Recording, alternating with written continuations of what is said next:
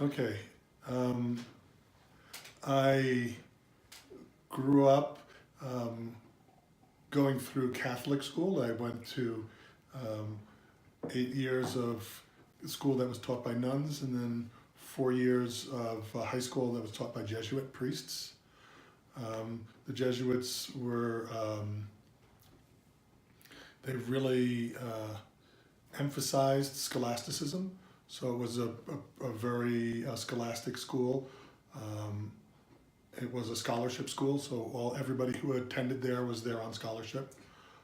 And then I went from there to Harvard and studied folklore and mythology. What is that? Folklore and mythology. What is that? Particularly, I studied Greek mythology. Okay.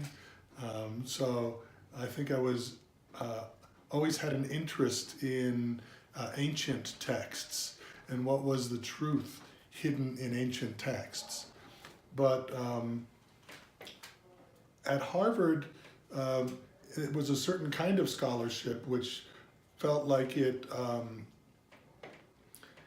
addressed the intellect and being very clever and being able to present things well, but it didn't at all address personal transformation.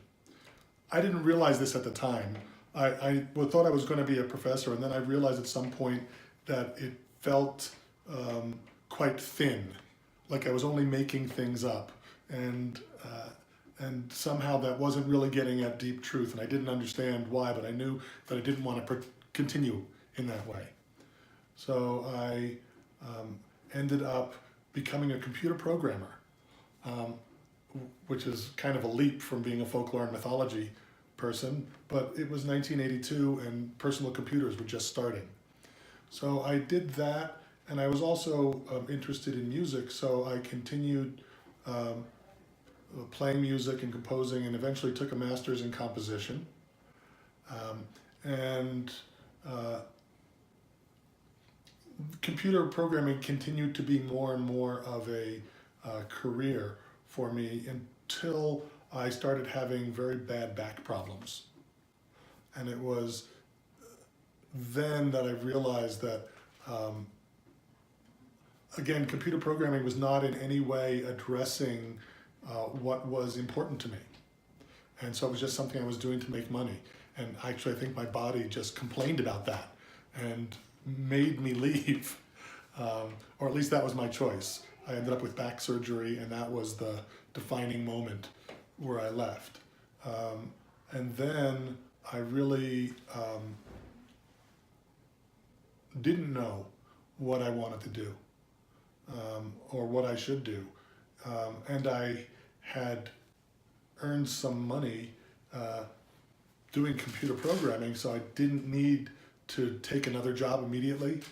So all of that was a kind of dislocating experience, which got me out of my usual way of being.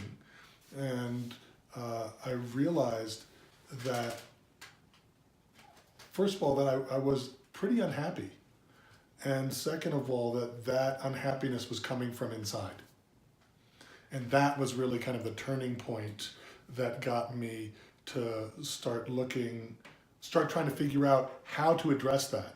And the first thing that I ran into in my wandering was Tai Chi, actually. And what I heard from Tai Chi was the only way to really work with the situation is to accept it as it is. First, you need to join with the situation. You can't just jump over it and get to a better situation, because that's what I was always trying to do. Mm-hmm. I always thought, well, this isn't the right job, or this isn't the right place. Somebody always had something better, and so I always was criticizing and being unhappy with whatever I had. And when I heard that message from Tai Chi, that you don't try to get rid of whatever it is, meet it instead, accept it, and then you can work with it. And I thought, oh boy, that's the lesson I need to learn, right? And so Tai Chi was sort of the first changing the situation so that instead of thinking all of my problems are coming from unsatisfying external conditions, because once I quit work, I didn't really have any bad external conditions. So the unhappiness clearly wasn't coming from them, right? It was coming from me. So Tai Chi was the first practice that I saw, oh, this is a way to work with that. And then through the Tai Chi and that kind of study, I was introduced to Buddhist So before philosophy. we go to Buddhist, Yeah. could you say what is Tai Chi really? What is Tai Chi really? That's a long subject. But let's say that it is a physical practice that addresses how we create tension and how the tension blocks us from really participating in a powerful way in our own world. I didn't get it. Okay. Tai Chi is a physical practice. Yeah. And so it starts with, you could say, a choreography. It's almost like a dance. Yeah. Could you just show me one kind of thing? Just there. So if I am in Tai Chi, I would be interested in finding a root in the ground, relaxing. So I'm not trying to pull myself up off the ground. This is called the chi going up. I relax, I let the chi down. And from there, I might be able to take a posture. And now I'm trying to get an integrated, all of my body is being involved in this movement. I'm not just moving my arm, I'm moving all of my body. So when you move it, it's not only your body, but chi is also moving. Yes. With that intentionality. Yes. So you could say it's a way of creating a better relationship of body and mind. Okay. Because the reason that our body is tense is usually because our mind is tense. So it's also a way of using the body to calm down the mind. So you get to see this relationship of body and mind and the way that our resistance creates tension within ourselves. What is this chi equivalent term in Buddhism or in Hinduism? What would be this chi? Prana. It's prana. Yeah. Okay. That's this energy then. Yes. It's another word for breath in Okay. Chinese, I see. which is like prana, pranayama. Okay. And then that you try to create awareness of moving both prana and the body.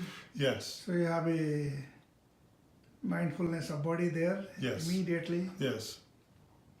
And then you also learn to be in the present moment. Yes. So present moment experience is the another.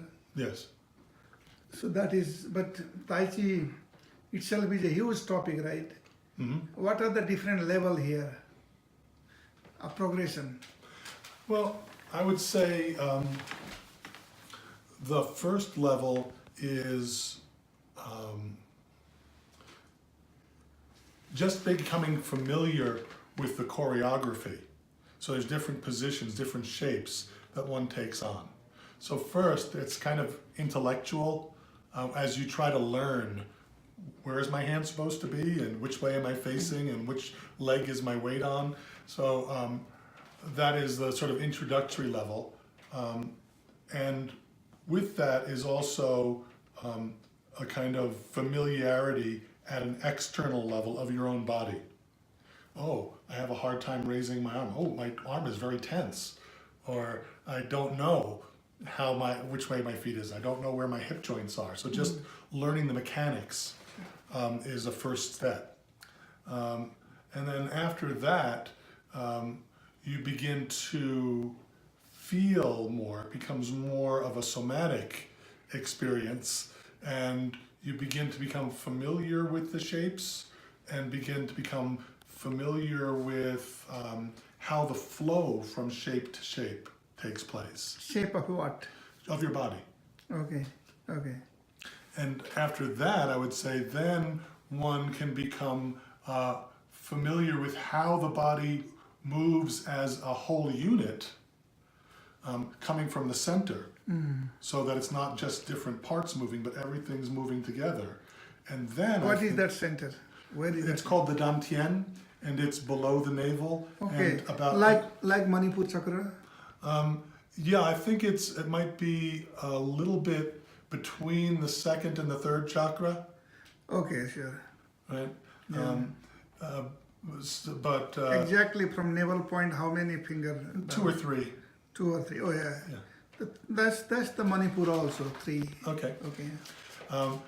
But they also will say it's about the center of mass of the body.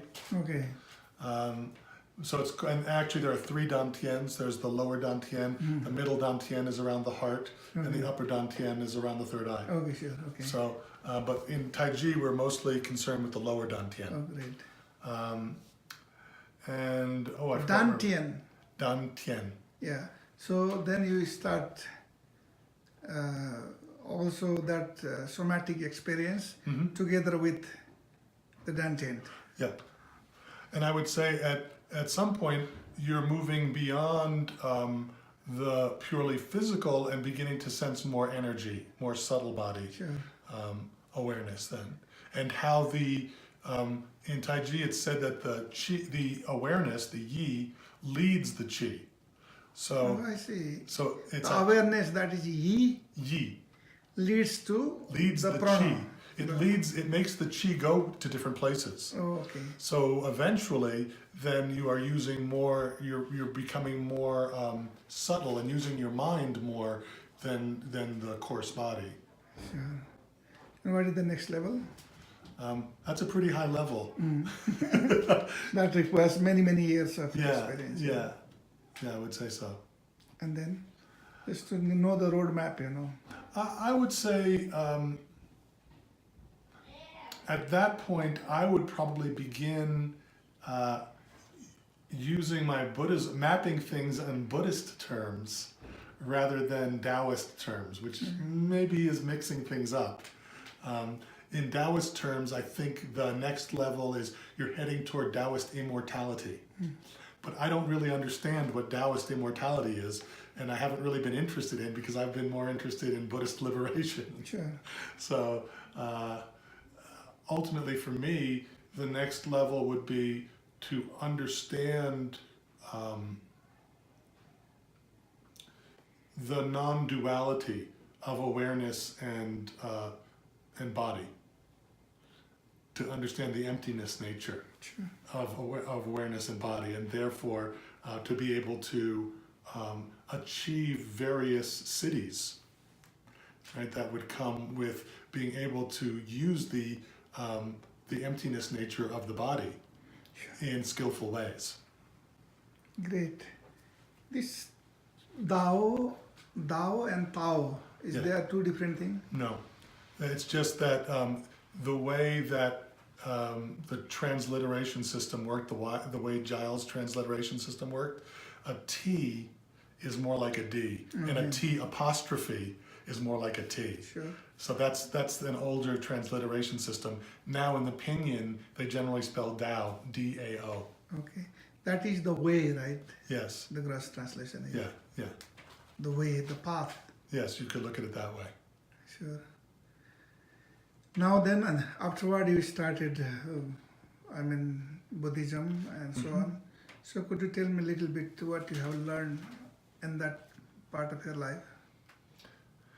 Okay.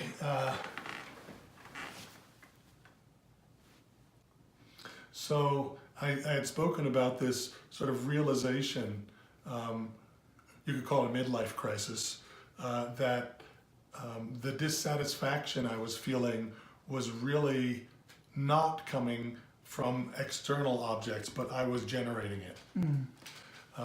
So I would say that the first thing that Buddhism sort of reinforced was this idea of karma, especially of how mental actions cause the mind to suffer.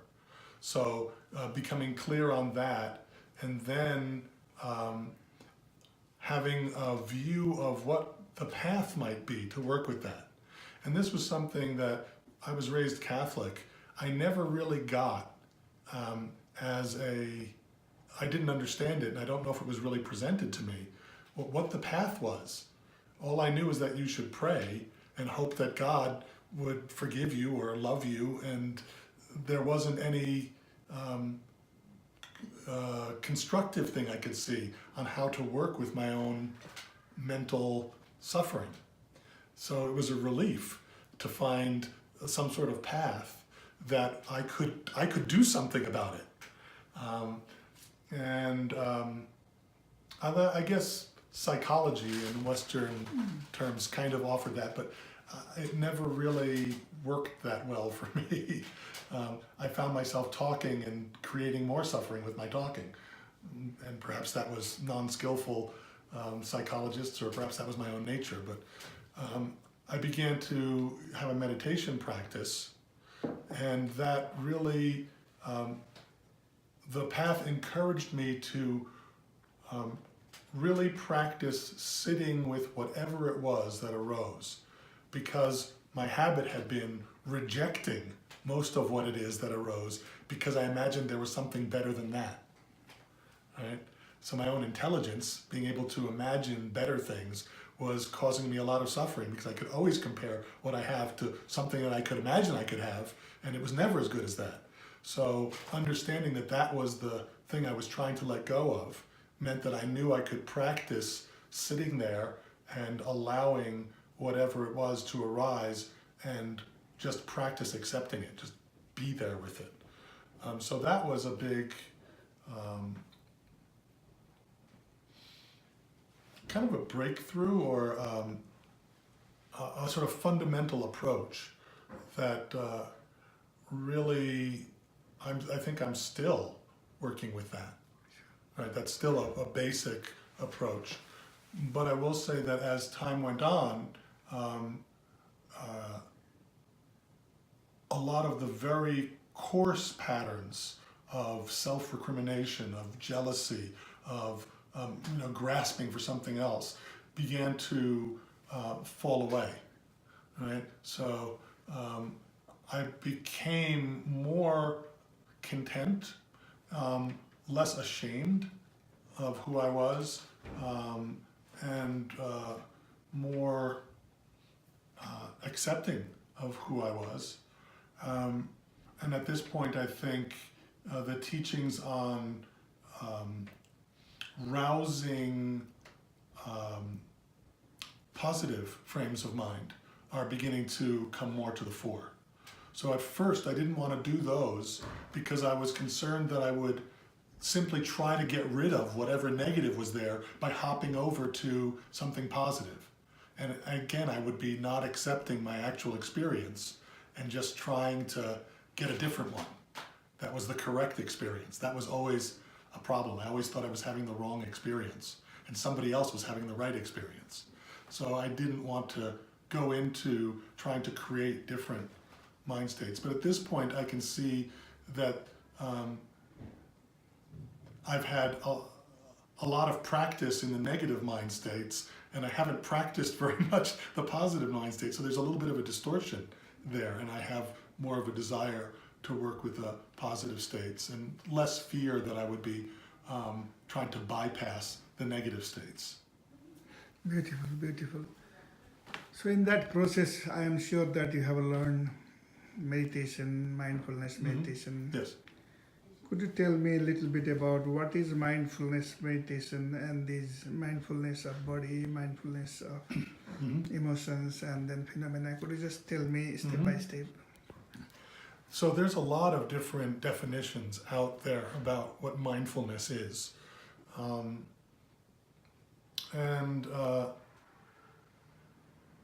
In a way, I like there's one definition that takes sati or smriti and says that it relates to remembering, which is sort of remembering where it was that you wanted to put your mind.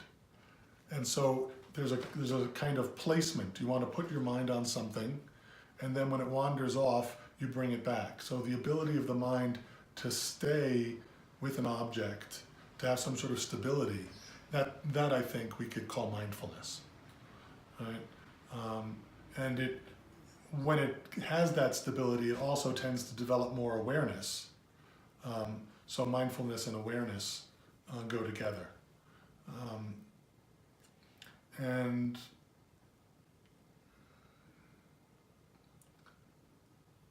it's a very important thing, because without some stability, it's very hard to work with the mind. It's always just leaping off to something else. So you can't actually get the, if you think about going to the gym and like just doing one repetition on something and then running over to do something else and then running over, you don't ever really develop in a coherent way. So mindfulness is a way of keeping steady and therefore being able to progress on a path. And the 4 foundations of mindfulness, which you're asking about, is a fundamental Buddhist teaching that says there are 4 areas that we can really develop mindfulness within, and those areas will reveal a lot of the negative conditioning or the destructive habitual patterns that we have.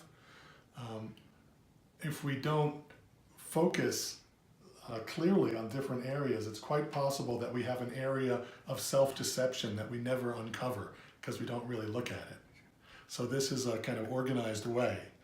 And we could say that it takes us through from the most concrete area to the most kind of subtle area. So the most concrete area for us is our body. This is a very concrete object. What are we doing with it? It's very stable. You know, it changes over time. I didn't look like this when I was 7, but you know, I'll look this way tomorrow. So mindfulness of body encompasses not only the body and the sort of the nature of it, the experience of it. It also encompasses how we use it, so actions of body, as well as the fact that the body will ultimately decay, so the nature of the body to be impermanent. So it has the traditional teachings actually include a lot of different practices to get us familiar with what is this experience of body. What are those practices? Could you just describe Breathing, the practice of breathing is one. There's a practice of simply noticing what it is that you're doing with your body. So being aware, and it could be of bending and stretching, of putting on your clothes, of picking up a begging bowl. This is for monks, so it's of walking and and there's how are the postures of the body? Are you sitting? Are you standing? Are you lying? And it's surprisingly easy for us to forget. Sometimes you're driving and you forget that you're driving. Right? You might start texting. Yes. And so having a constant awareness of the choices that you're making on how to use your body is part of mindfulness of body. There's also, as I say, breathing. So being aware of the process that the body is going through of breathing. There's contemplations on what is the body made of. So you could become aware of all the different parts of the body, as well as the energetic nature. There's meditations on the 4 elements. So what is the heat nature of the body? What is the motion nature of the body? What is the solidity or density of the body?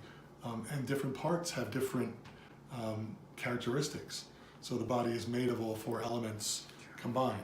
And then finally there's meditations on the corpse, that the body will ultimately die.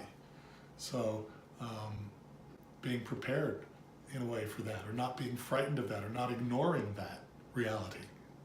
So the whole idea is that to be in the present moment and see what is there in that present moment. Yes. Another thing is to know the impermanence of all this body, all the changing reality of the body. Yes. That's the wisdom part of it. Yeah. And also the component nature of the body, that the body isn't just one thing. It's made up of many parts. So, and the different parts can be changing at different rates. So it's not just a solid thing. It's quite a complex composite thing. Sure. And then after you have done mastery in the mindfulness of body, what is the next? Mindfulness of feeling. Yeah, what is that? It's an interesting thing. The feeling really divides into sensations in terms of, are they pleasant, are they unpleasant, or are they neutral? Neither pleasant nor unpleasant. And those relate directly to the root kleshas. Anger, if something's unpleasant, we tend to want to push it away. We experience aversion. If something's pleasant, we want to keep it, so we experience desire. And if something is neither pleasant nor unpleasant, we might think it's not important, and so we ignore it. So it's not usually a way that we think of feelings, but it's a very scientific kind of way of seeing how we're likely to interact with it, what will tend to be our habitual pattern with regard to it. And they are divided not only into pleasant, it's divided into mental and physical, so there's mental pleasant sensations and physical pleasant sensations, but they also divided into worldly and transcendent, you could say, feelings. So there's feelings that are pleasant, but they're going to be leading you into samsara more fully, and there's feelings that are pleasant, but they're leading you out of samsara. So you don't need to let go of all pleasant feelings, but you should be aware of how they're tending to lead you. Could you say something that those kind of feelings, they are very pleasant, but they are leading towards samsara? Could you give me some example? For me, the pleasure of food, it could be so loving the food that you make your body too heavy, too tired, you're not serving the body, and you begin to cling. And if the food isn't pleasant, then you're unhappy. Or you start, a lot of the mental effort is beginning to be drawn to thinking about the next meal. So you can't progress on the path because you're busy trying to make the next pleasant thing to eat. What about sexuality, the sexual pleasure? I think personally it could probably go either way, but for many of us, sexual pleasure leads to a clinging to repeat that sexual pleasure again. It makes the appetite more strong, and we begin to try to cling on to the object that's going to grant us that pleasure. So because of that, we look for it, and if we don't get it, we get angry, and the whole samsaric. Right. Or we have it and we lose it and we become jealous. So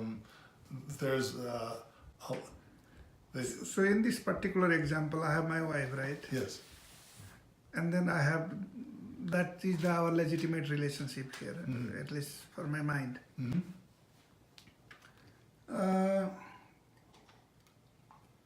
So in ordinary way, if she is gone from this world or if she goes away from me, Yes. then it will bring some suffering to me. Yes. But in this time when we are enjoying this relationship, how one can do in a dispassionate way, so that even though she runs away, it will not bring the suffering, or that change will not bring the suffering. Could you tell me something? Because these are some real world scenarios, you know. Yeah. Bring on the hard questions.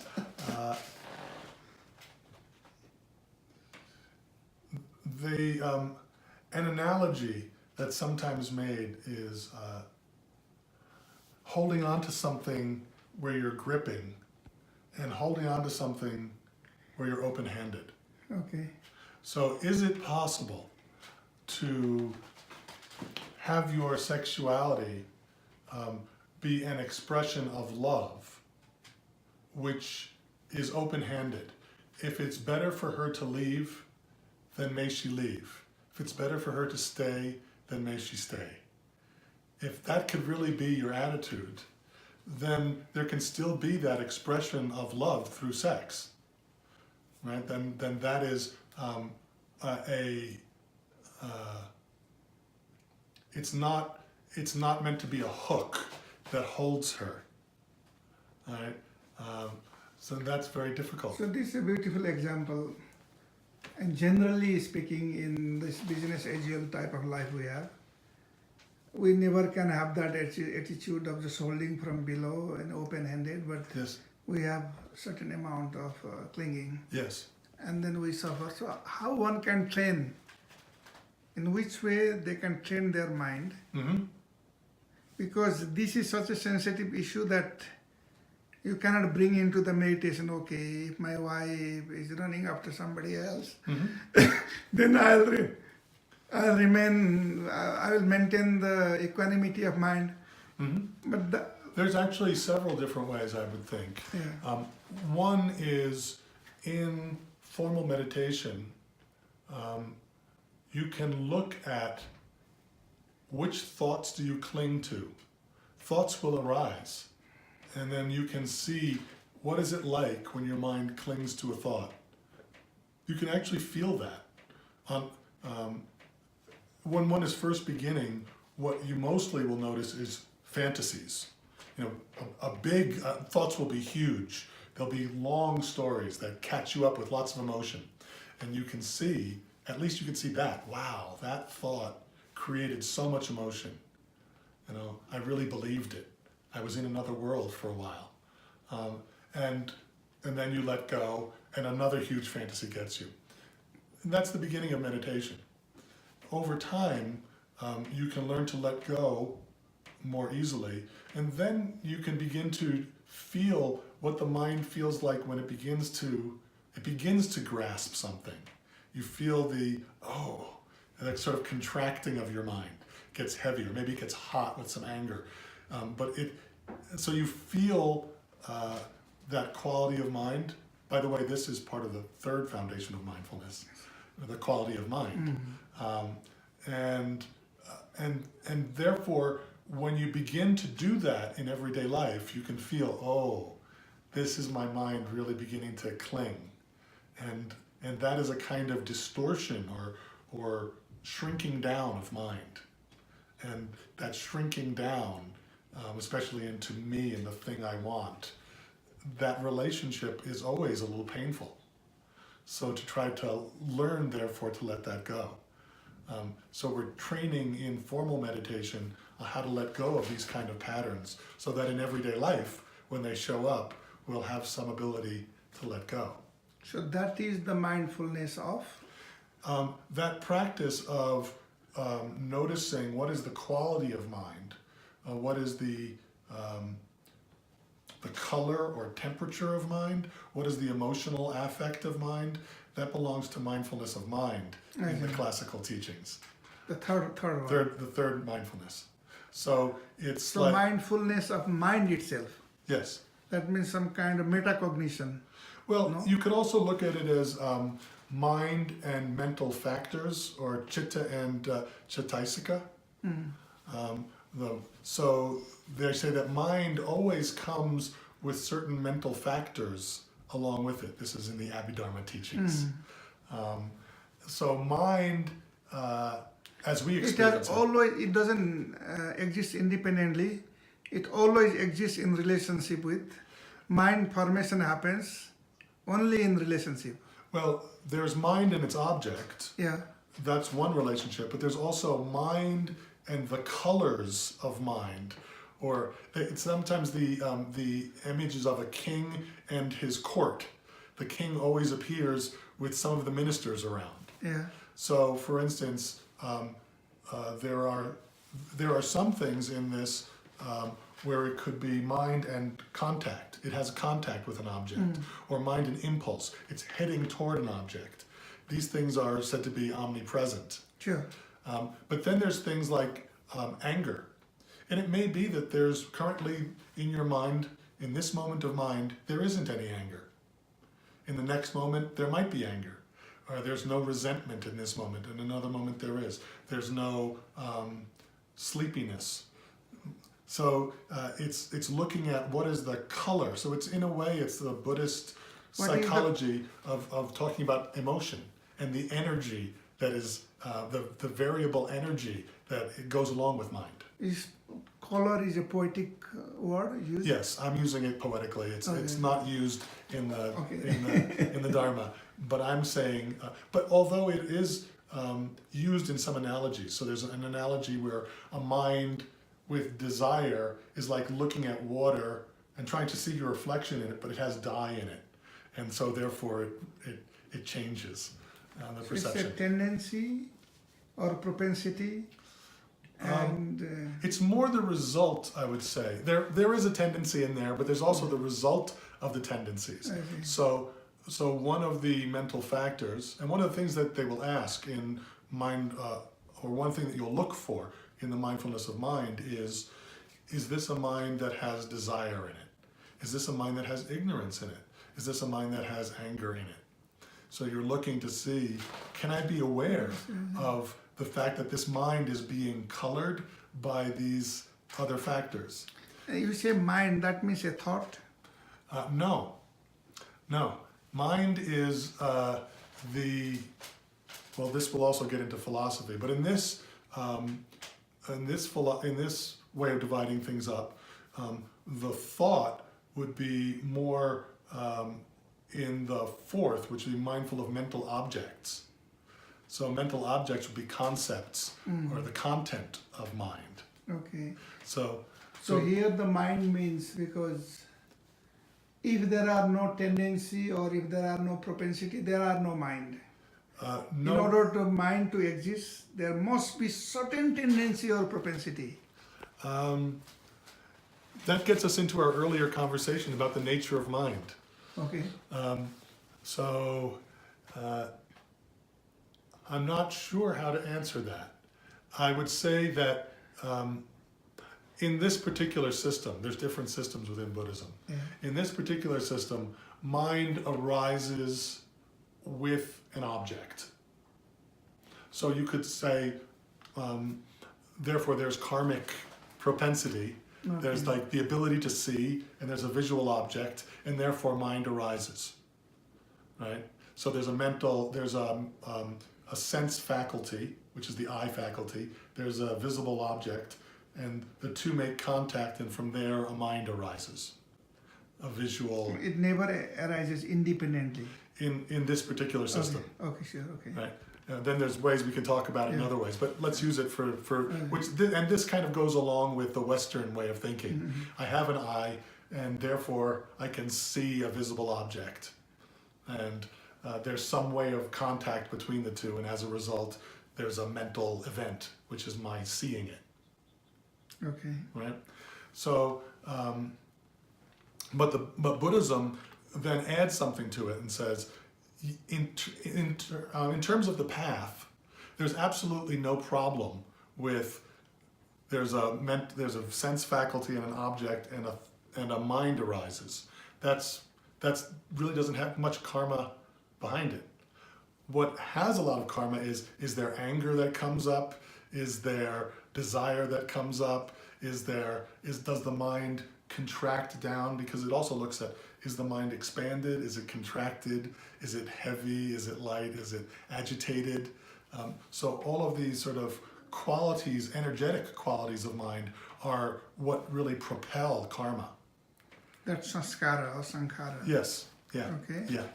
That So propel the mind to take look action, at in certain way. and they take action in a certain way, and that creates karma that reinforces the pattern. Sure. So the Buddhist project is to understand that and to let go of the unhelpful patterns. So it's very helpful to see not just, oh, those are beautiful flowers. I wish I had such beautiful flowers. We're actually going to see, oh, my mind has gone into desire. I'm starting to grasp. Now I'm going to be jealous of Bishal because he's got the nice flowers and I don't. So we want to see that action of mind. I see. Yeah. So how do you then be mindful of your own mind? What is the practice then? So this What is is the path? mindfulness of mind in the traditional four foundations of mindfulness, the Satipatthana Sutta, is looking at these characteristics. So it's looking at, Is there anger in there? Is there desire in there in your mind? Is there ignorance in your mind? Is the mind contracted? So sometimes the mind gets totally over-focused. It feels very tight. Is the mind expanded? Is this a mind that could be further developed, or has it reached its final development? So it looks at those kind of aspects. So it's really that the mind, and interestingly, can be an object for itself. The mind can observe the mind. If that weren't possible, then you could not improve your own mind. You have to be able to observe it.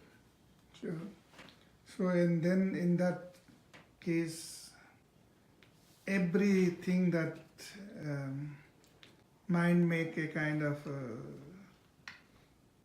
when I see you, immediately my mind can just bring the idea that is a white person. But when I'm too much, in compassion and love and all sort of thing with you, I don't see that way, right? So, what mind start doing just to be aware of that would be a kind of mindfulness of mind? Yes. So what you might see is that you see me and right away you feel angry. Let me give you other very nice example. Okay. When I was teaching driving license, driving to my wife, Uh-huh. and I never recommend anybody to teach their own spouse. But when she committed same mistake, Yeah. then suddenly it is out of the intention is a compassion that she learn quickly, she don't make mistake again, but the angry statement come out of mouth. Mm-hmm. So in that practice, just a second before, when I know that now she has committed something here, the angry manifestation will come. Yes. To recognize that is a mindfulness. Yes.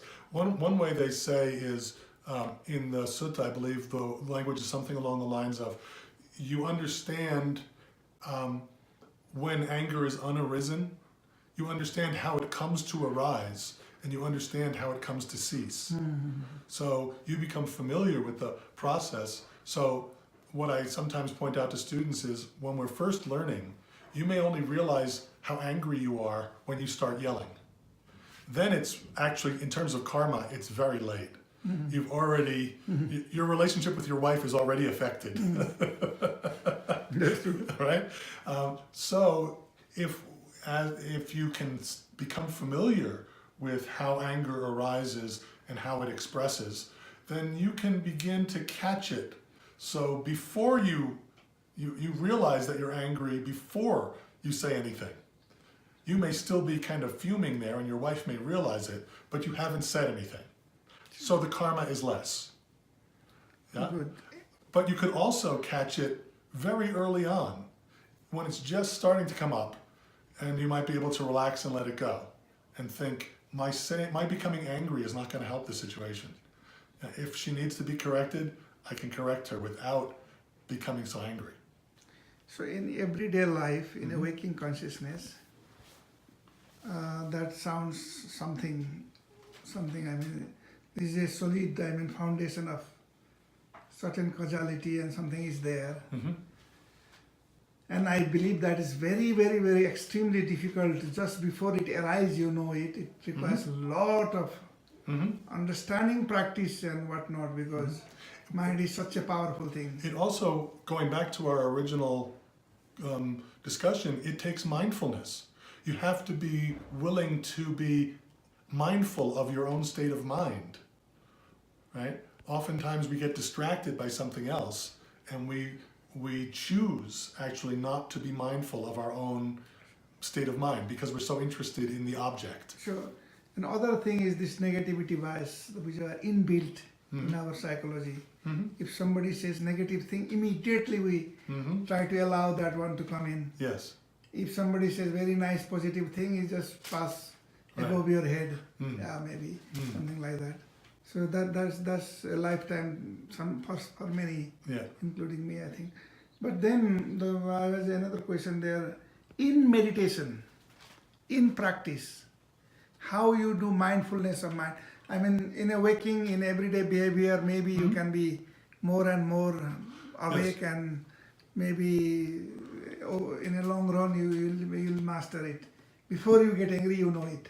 Yes. But in meditation, how you become mindfulness of mind? Because you are sitting Yes. in a cross leg, Yes. and then the time to time mind is going away. Yes. And that's what happens, right? Yes. And you bring back to your breath, Yes. and you tell that. However, remember that mindfulness of breathing is part of mindfulness of body. Yeah. So you can change what's called the object of meditation. Where you come back to, you can change where you come back to.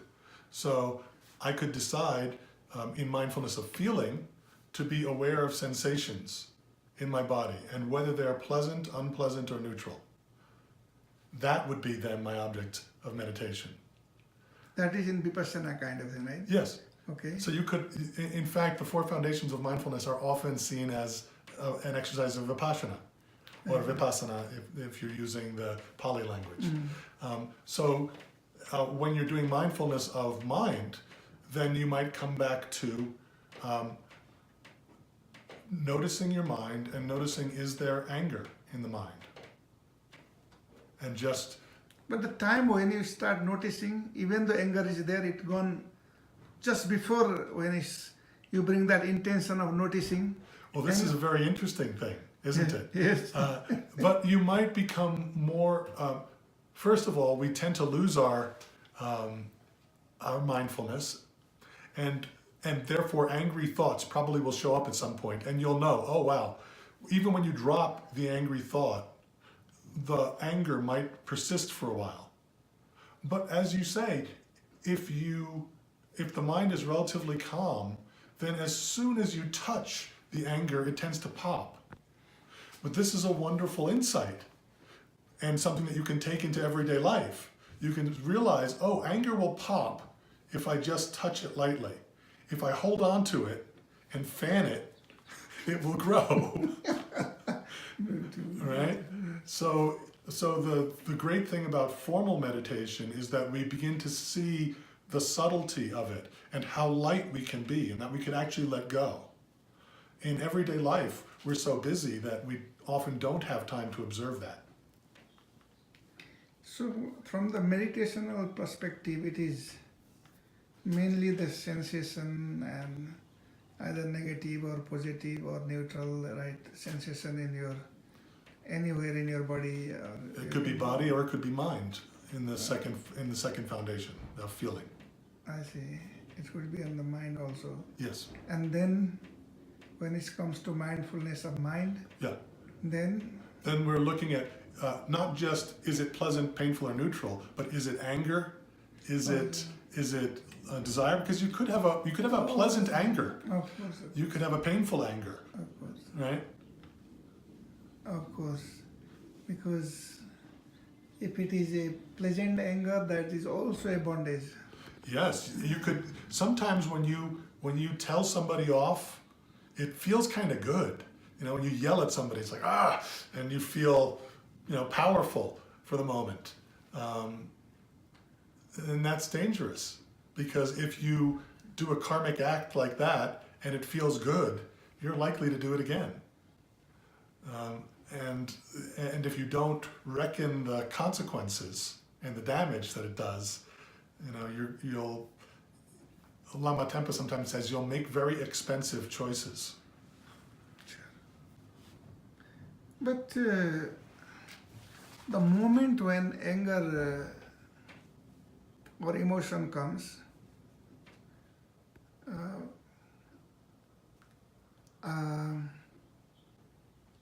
the time when you label it was anger will be no more there. The time when you say resentment, or this resentment has come, it's just like it's a dark spot when you are putting a torch, and that is gone. Something like that. It could be. Sometimes they're also persistent.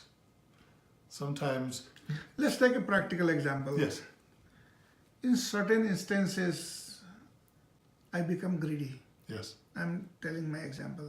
yes, Okay, and then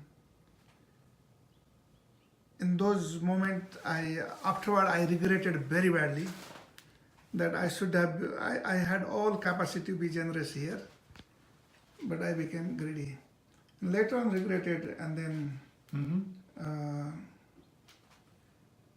and try to again not to repeat that, something like that. Okay.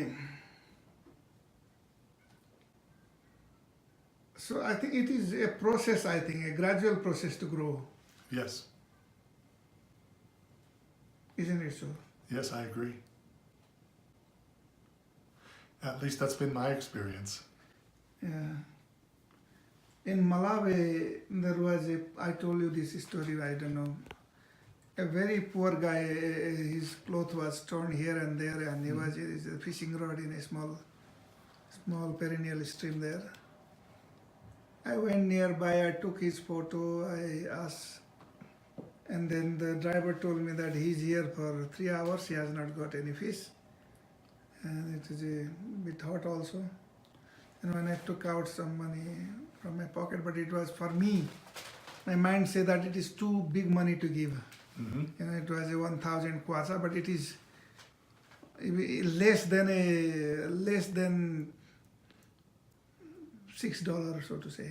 I would have given that one without any problem. That is not even a 1 cup of tea in Norway. Yeah. Half cup of tea. Yeah. But that's a big money there. So, and then later on, I regretted so much. So we do. I think this is one gross example, but there are maybe 1,000 Sure. things on us. We do it, and we are not mindful of that. Yes. Yeah, I've had a similar experience. Today, I don't mention the name here. I was in my office, and the one person came. I met her in the kitchen and said, "How is life?" She said, "Fine, thank you." But I am now in a little bit of dilemma about what to write, this thing, what to summarize, what is happening here. And I asked, "Yes, I'm fine, but I need your compassion, genuine compassion." I said that. "Oh, my all genuine compassion is for you. I also need your compassion," she said immediately, And then I said, "What is happening here?" So this is the world we live in, Give, take, give, take, I'm a business kind of world. Yeah. So probably it takes some lifetime here. So let me ask you, what is the mindfulness of phenomena? That's the fourth one. That's right? the fourth one. So we could say that sometimes it's mindfulness of dharmas. Sometimes it's mindfulness of phenomena, as you say, or mental objects. Mental object, what is that? Mental objects. So we had talked about like a visible object, and that is the object that the sense faculty takes. So there's the sound, and there's ear faculty and sound, and therefore an ear consciousness arises. Well, mental objects would be the thing that the mental faculty takes as its object, and that would be concepts, ideas, thoughts. So and those are the most subtle objects, right? We started with the body. That's very coarse. As you know, your thoughts are very evanescent. They're very ephemeral. Emotion might stick around for a little while. Anger you might be able to touch before it pops. A thought, if you try to grasp a thought, they're like soap bubbles. They're very hard to get your hands on.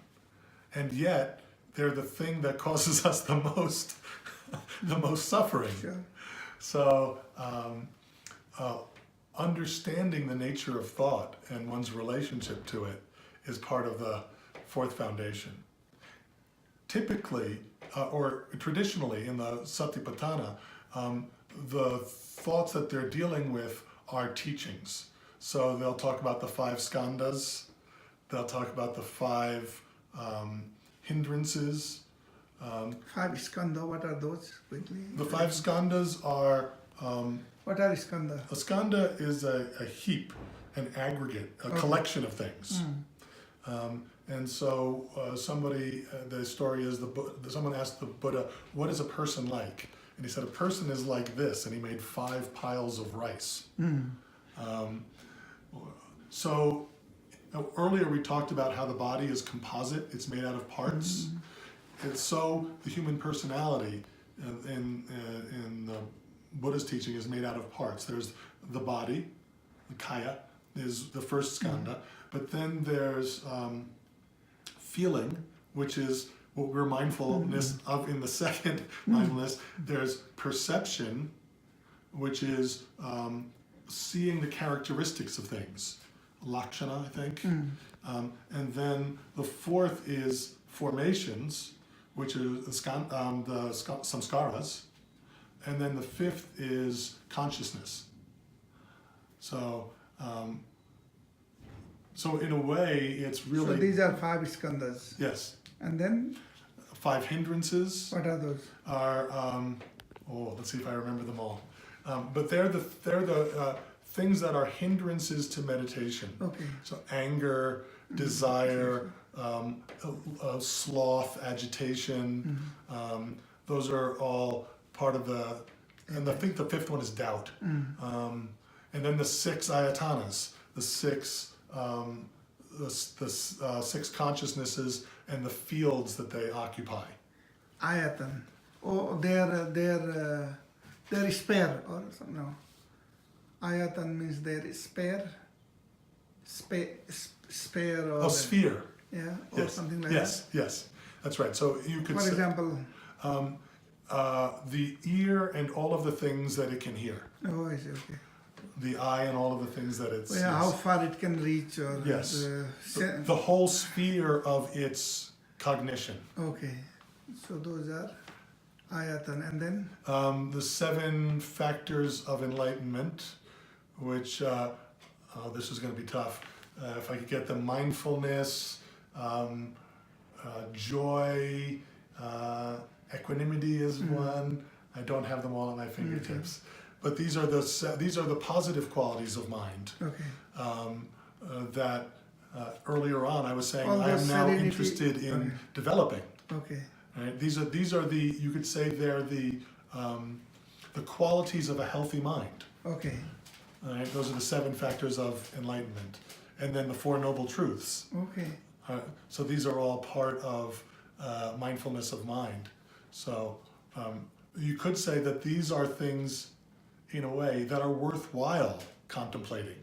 I see. There's a lot of thoughts Kusala. that are not worthwhile thinking about. Kusala one. Yes, Okay. they're kusala Okay. thoughts. Virtuous would be another way of saying that. Yeah.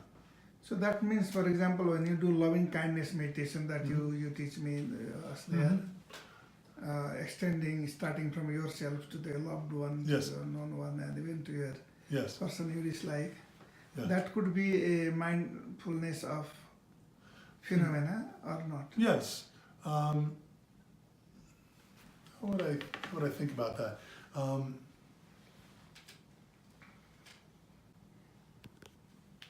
What is a You know, phenomenon? in a way, I think that would be a practice that would include mindfulness of mind and mindfulness of phenomena. So it's mindfulness of mind in that there's an aspect or quality of mind, which is loving kindness, say, that we're trying to develop. So we want to see, am I developing that? So it's possible that you could enter the practice of loving kindness and then feel jealousy. Or, and then it might be okay to say, well, okay, I'm feeling jealousy. That's not what I mean to feel, but it's what I am feeling. And then you have the mindfulness and you have the vipassana, you have the insight to see it's this, not this. So then you're clear about that. That's another one of the 7 factors of enlightenment is discrimination of dharmas, understanding that this is this and this is that. So you could have that mindfulness of mind, but also mindfulness of mental object in that you're trying to develop one of the 7 factors of enlightenment. You're trying to develop a certain quality, and that's your concept, that's your idea or your intention. And an intention will be a mental object, right? The intention only really exists in your mind. It's not some sort of physical object, No. right? So that your intention or a vow might even be a mental object, although in some schools it's a physical object, but we need not get into that. So this mindfulness of phenomena is not a kind of sitting meditation per se. It involves all this other practicing this virtuous quality in action, right? Well, I would say that you can make it can be supported by a sitting meditation. So now your object of meditation would no longer be the mind state. It might be the skanda of the body. It might be the skanda of feeling. So you're looking at that skanda as your object, trying to witness it I see. formally. And then when you're doing that, clearly it will show up in everyday life. And then you could practice it in that way in action too. But it's formal meditation can be its own thing. Sure. And also, Because that potential is already there, right? yes, Okay. yeah. In fact, in the nature of mind teachings, we would say that's part of the nature of mind. Mhm. It's not that we're, there's always a question in this, are we developing a quality? Sort of, are we bringing it up, something that's not currently present, or are we uncovering something that's always present? And in a way, I think generally the Tibetan school tends to head toward it's already present. That, loving kindness is already present in your heart. And so it's not something that you have to import from someplace else. You need to uncover it and let it express itself. That's very true. But now, in the time of Buddhas, where there were not so much of physical distraction like car or Mm-hmm. all this internet and Facebook and so on, Mm-hmm. and that has been a tremendous problem now, Mm. Facebook and so on. So this in order to be mindfulness of these skandhas, those are mainly your own the world view and your own inner world, right? What happens in your inner world. Mm. Because based on that reference, you see the outer world. Mm-hmm. Yes, although there's an interesting phrase in the Satipatthana, which scholars who love to debate will debate, and that is one can observe it internally and externally, and both internally and externally. So one suggestion there is that I can become familiar with my own skandhas, but then I could contemplate, you have similar. You also have a body. You also experience feeling. You also experience perception of characteristics. You also have samskaras. You also have consciousness. And so I could observe I could at least contemplate that you have them. I might not be able to sense them directly, but I could use my reasoning to say that must be the case. And therefore, that creates actually some sort of equalizing Sure. self and other. I understand we're similar Sure, in sure. that way. No, that means if I really know that what hurts me will also hurting you, Exactly. then naturally there will be natural compassion. Yes. Like in the middle hills of Nepal, Mm-hmm. Yes. when in that terrain, if somebody gets sick, somebody is family in the dead, how it is there, people they can feel that. Yes. And therefore, the way my mother can look at the children and my wife who have who can look at them is not entirely the same quality, because she has raised children with all affluent Mm-hmm. way. Mm-hmm. So, and then these kids also do not so much appreciate. But there, because I myself has walked those slope and how it is to bring water in that slope and bring grain, then I can really feel. So, Yes. yes. Now we have talked all these different mindfulness. Let's bring this now, this practical example. Mm-hmm. My mother, which is 89-year-old Mm-hmm. in Nepal, and it's almost time for her to go in that age. Sure. So whatever kind of meditation I do or book I write or whatever I try to teach other, Mm-hmm. that bonding seems to be so strong. Sometime in the night, these days I see her, she passed away. They were taking her body toward cremation ground, and I was weeping with the open, like that, this mouth. When you really weep it, Yeah. Wailing. I have never. I remember maybe when I was a child I did that, but those those kind of things comes in the dream. Yes. That means I am worried that if that Yes. happens, how I will be handling. Yes. And all these things I know that arising out of my ignorance also. There are a lot of elements of ignorance is also there, following this kind of thing, because Yes. maybe I am not understanding the impermanence in the right way. Mm-hmm. So here, what is the right art of living? Mm-hmm. Or what is your, as a different person who, as a separate person who just following the wisdom and experiences, Mm-hmm. what is knowledge here? What is wisdom here? Mm-hmm. Mm-hmm.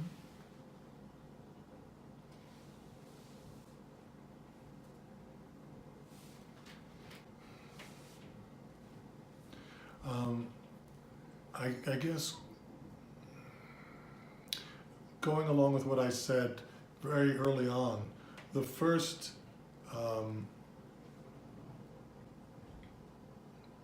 action or the first impulse can be toward acceptance. What happens to us at night is often something that's fairly deep, but it's not very defended. So these are true feelings. So then to appreciate, oh, this is my concern for my mother and my attachment and the pain that I feel when I think about losing her. And so then that is accepting that and seeing if you can witness that without trying to get rid of it. Because it's actually a very honest and even tender expression.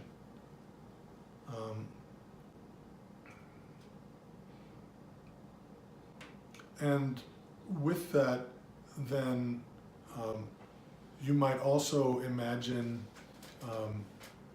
that other beings might have that also. You have brothers and sisters who might feel the same way and understand that this is part of family, that we come together and depend on one another, and then truly feel the loss when one of us is gone, especially a parent. So this is a grief, we can label that way. And in the mindfulness of phenomena, Actually, this would be mindfulness of mind. I see. You could feel the grief, and you could also feel mindfulness of feeling, which would be, oh, this grief is a painful feeling.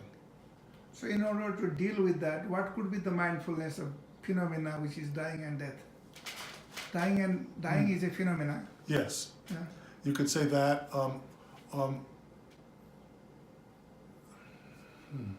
You could also look at the thoughts. This mindfulness of phenomena could be the thoughts and the logic that are beside that. So the thought of, I wish, it's not right that she dies. And then think, well, but everybody dies. And it's unreasonable to think that she's going to live forever. And if she did live forever, what would that be like? Would she continue to age? And would she want to keep living after a while? It might be very painful to stay alive. And would I be willing to let her go? Because it's time for her to go. The Buddha actually, in the Parinibbana Sutta, says something along the lines of my body now is like an old cart that's been repaired so many times. It's just barely holding together. It's only through my great mindfulness that I can really live without a lot of pain. So we can contemplate that. Our bodies will only last for so long, and then it won't actually be pleasant. It won't be useful. It will be painful to keep on living. And could I let her go? Because it's painful for her to continue on, and that might give some relief. So that's more mindfulness of phenomena, working with the thoughts and with the logic. I think so. Yeah. Because if that is very well established, then you don't suffer again. Yeah, and then the feeling of compassion might arise. So then you might feel like, maybe she's ready. Maybe at some point she'll be ready to die, and it will be more of a mercy or more compassionate to accompany her and to allow her to go than it would be to try to hold on because I feel like I'll have some pain. So ultimate kind of fruition of all these different mindfulness that we talked about and all these things that we learn is one of them is the quality of compassion, right? The cultivation of compassion. What is compassion for you? Or what is there in the scripture? I actually liked a definition that my friend Lama Tempa used, which was compassion is the willingness to meet any pain. So compassion is, it expands, it goes out to others, and in fact, pain or suffering is kind of the fuel. It's willing to meet. You have a certain kind of pain, and it's a natural impulse to want to help you with it. I think we see it naturally, like if you're in public and somebody falls down, the natural impulse is for people to go over and say, "Are you okay?" and try to help. So that's just a natural compassion, natural concern. And then people might think, oh, if I help, there might be a lawsuit, maybe I shouldn't do that. That's all thought. It gets in the way. So different level of bodhisattva when they go up and Yes. up, that's the quality of compassion become better and better. Yes. And as Lama Rod was saying, the difference between self and other becomes less and less rigid. So the analogy is, if I hurt my hand, I don't think, oh, that's just my hand. I take care of it. I feed my stomach, and I don't think, oh, that's just my stomach. It's part of me. So the bodhisattva begins to feel like everybody is part of them. You're part of my body. So you hurt, I hurt. It's not, I don't even have to think about that. We're connected. Of course, not experientially, but if it's my hurting here Right. inside, in the same level you may not know it Right. until and unless I tell you. Yes. Yes, it's true. So you will not naturally feel. Although, as you were pointing out earlier, maybe it's possible that the people in Nepal know when something's happening. Oh, sure. So maybe as I begin to relax my own self-concern, I might begin to actually feel something. And that has to do then with the cities, with clairvoyance or clairaudience, or so that I might actually begin to notice information that was always there, are always available, but I'm blocking it out because I'm so concerned with me. So loving kindness is one type of compassion meditation, right? Sometimes they'll make a difference between loving kindness and compassion. So the four immeasurables are said to be loving kindness, compassion, sympathetic joy, and equanimity. So it might be loving kindness. I think of as it's just a kind of radiance. I just hope that you're well. However you are, I meet you in a friendly way. Yeah. Compassion has more to do with your suffering. And because you're suffering, I want to care for that suffering. And then sympathetic joy is you're happy. You're something good is happening, and I want to join with that and sustain that. Mudita or something. Mudita, And exactly. Then, upekha. And then upekha What is that? is equanimity. That is a balance of mind. So it's a mind that totally accepts. It's not disturbed. So it's like space. They say space isn't, if I throw a ball through space, it's not, the space isn't disturbed by the ball moving through it. All right? So there's a very open quality. And so it may be that I have compassion for you, and I also realize that I cannot help you at this moment. I can make all the gestures I want, but for some reason you're not reachable right now. And so equanimity allows both for the compassion and for the acceptance of the outcome may not be how I want it. In this particular point, let me give you one example and ask you. Mm-hmm. One person in Nepal who is my family relative, using my trust and my sympathy and something, he borrowed lot of money. I'm not talking about $200,000, but more than that. Ooh. Okay. And then he never, of course, returned that one. He rather enjoyed his life and became alcoholic, and he was alcoholic from before, but he was my close relative. But I just, for some reason, even I didn't give him that one. It went through, that property was bought in my father's name. So when he became a little bit senile and couldn't remember anything, he took his signature and taken that property entirely.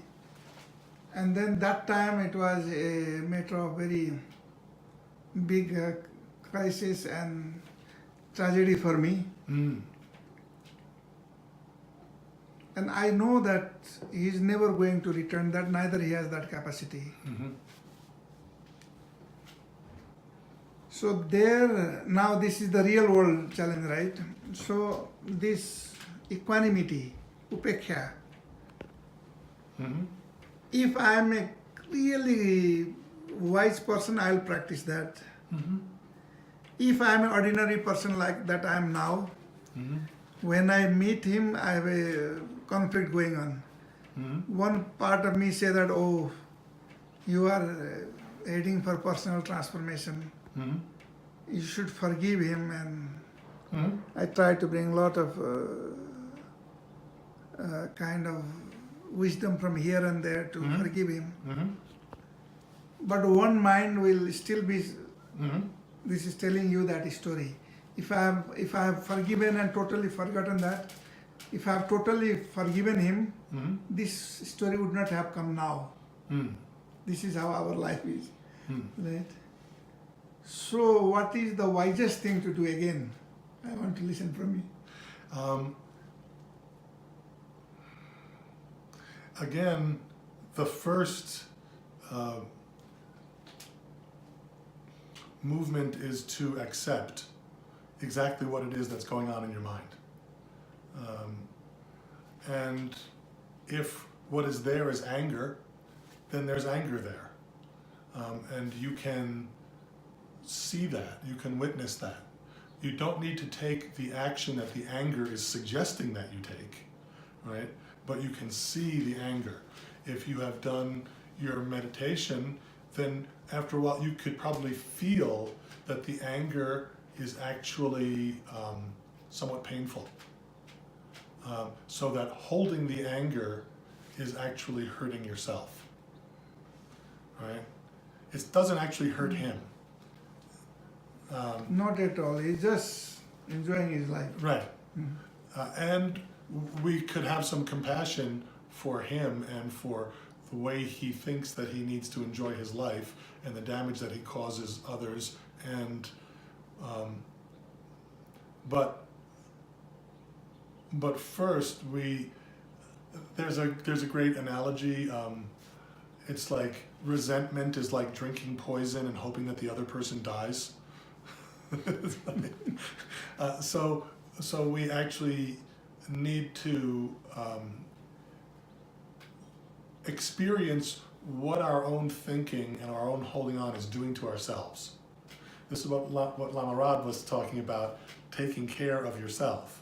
So don't let your anger poison you, and don't try to jump over the anger and say a good person wouldn't feel anger, a wise person wouldn't feel anger, so I'm just going to pretend to be one of those, because then you're probably just suppressing it, and you'll probably still have it chewing at you. So he said, go through it. What does that mean? Just see that bitterness that I Yes, experiencing myself. right. So When that I you remember become it- tired of that bitterness and want to let it go, and actually begin to transform the relationship with it. Now, it might be that when you see your relative, the best thing to do is to work very sharply with him. But if you're acting sharply because your anger is saying, injure that person, then that's not really skillful, right? Not and at that, all. And that is creating more karma. Sure. That it's not going to get your property back. Neither I will get my property back, nor the other relatives will like me. Right. Because for other relatives, that relationship is more having value than any money matter. Yes. That's how the So you realize that that action is going to hurt the whole karmic web. So again, you might say, in order to do that, I'm not going to take the action, but I'm still angry. Then that anger continues to fester, and it just is hurting you, and maybe it starts to damage relationships around you. So the only way out is through. You have to work with that anger, or the suggestion is, please work with the anger, and then eventually forgiveness is deciding not to hold on to the anger. It doesn't mean that what he did was right, or that you agree with it, or that there is no recompense to be made. It just means, I don't want to hold on to this anymore because it's painful. So you let that go, and then you may have some insight into how to work with that person, if there is any way to work with them. otherwise to remain indifferent. Otherwise, what can you do? That you can feel that sort of compassion, again, that compassion that says, I don't know if there's any way to help this situation. This person doesn't want to be helped right now. They're doing their life as they're going to do their life. I can make suggestions to them, but trying to change them is actually trying to colonize them, is trying to make them be how I think they should be, and there's could be a piece of aggression in there, you know. So similar thing is also, when you handle your divorce, right? Mm-hmm. Because many people I see are divorced. Mm-hmm. They must, and very many may have a very bitter divorce. Yes. The same kind of Yeah. understanding applies there too. Yeah, I would say so. To experience what it is to keep that grudges with the former spouse, Yes. and when you know that it is not doing any good, just like it's a poison, Mm-hmm. then when you know it experientially, then it will start falling apart, Yes. and the forgiveness is naturally arise. Right, and forgiveness will arise, and it's also possible that it will begin to transform into a different kind of energy, or the aspect of it, the part of the anger that says, this is not right relationship, that actually has some wisdom to it. But then the question is, how can I make this relationship better?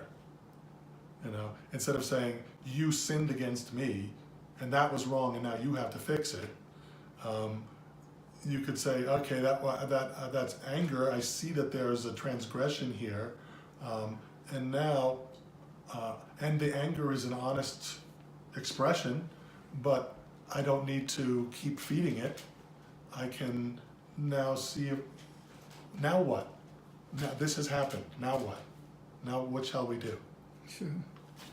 This is the right wisdom, you know, which in this Urdu or this Islamic kind of poetry, that gives, I think, a wrong knowledge there, because they say, नदी किनारे धुआं उठे मैं जानू कुछ होए जिस कारण मैं जोगन बई कहीं वही न जलता होए.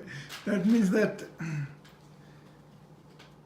some smoke is coming from the nearby river bank, and I'm pretty sure that something is happening there. Most probably because of the person that I became a jogan, or I became so miserable.